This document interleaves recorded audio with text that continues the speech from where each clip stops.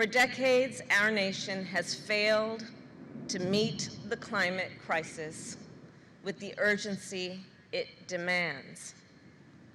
However, today, because of you, members of Congress, state and local officials, labor leaders, climate activists, and community organizers, and because of our president, Joe Biden. Folks, they're the people under my leadership who are going to get help first. They're going to be the people helped first.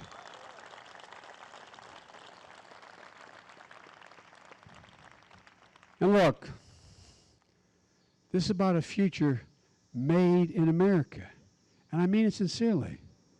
For decades, the biggest corporations in America fought to block a fair tax code. Under my predecessor, there was a $2 trillion tax cut, not a penny of which was paid for. And it mainly benefited the wealthiest 1% of the American people and the biggest corporations.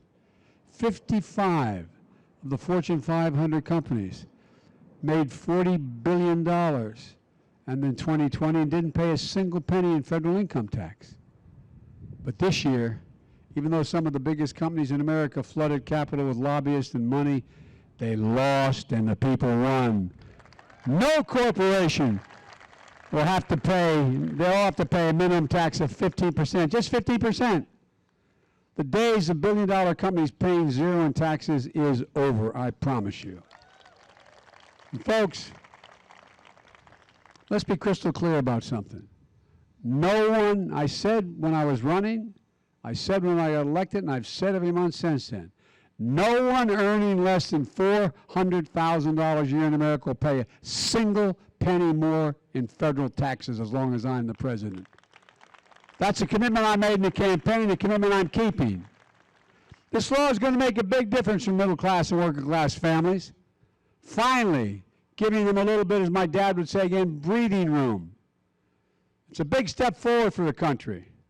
But it won't surprise you to hear that many Republicans are saying, what's their platform when you ask them?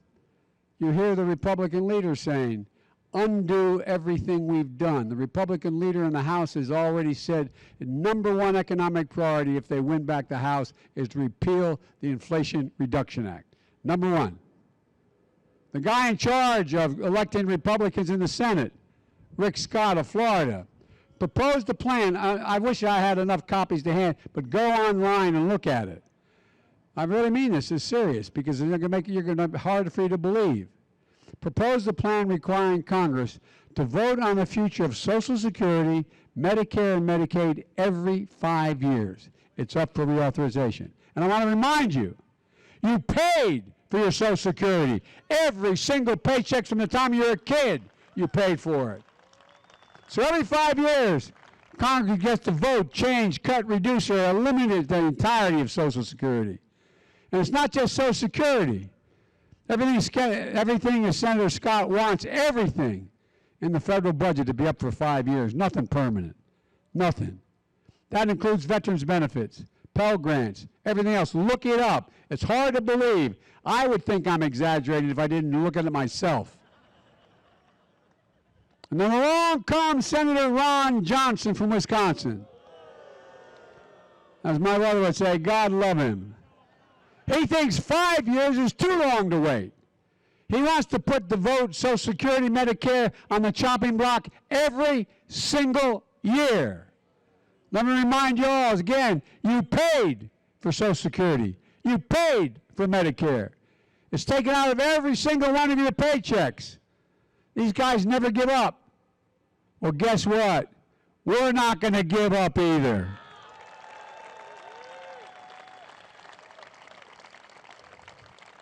We're often told there's nothing you can get done in Washington. Too often, we confuse noise with substance. Too often, we confuse setbacks with defeat. Too often, we hand the biggest microphones to the critics and cynics who delight in declaring failure, while those committed to making real progress do the hard work of governing. Making progress in every country as big and complicated as ours is difficult. It is not easy, and it never has been. But I know with conviction, commitment, and patience, progress does come, and it's coming now.